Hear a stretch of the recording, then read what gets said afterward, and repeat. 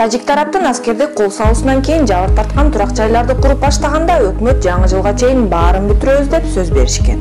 Бирок бүгүнкү күндө 423 курулуштун 26сы гана бүтөөрү айтылууда. Курулуш иштеринин кечеңдеген себептери төмөндөгүдөй. Подрядчы компаниянын кесипкөйлүгүнүн жетишсиздиги, курулуш ченемдик нормаларын сактоо муктаждыгы, курулуп жаткан объектилер Кыргыз-Тажик чек арасынын аймагында жайгашкандыктан коопсуздук көйгөйү жана кыштын түшүп күндүн сууктап кетиши.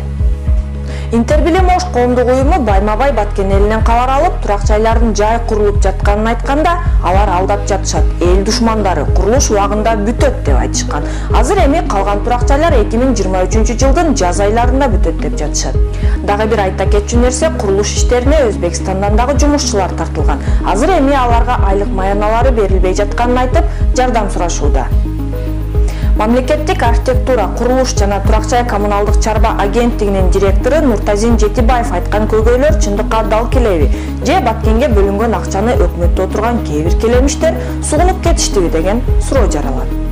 Эми Баткен элине айтарыбыз, өкмөттүн каарынан коркпостон курулуп жаткан турак жайыңыздарды өз көзөмөлүңүздөргө алып, кечигип жаткан же болбосо курулуш стандарттарына жооп бербеген катачылыктар болсо тийиштүү жактарга кайрылууга толук укугуңуздар бар.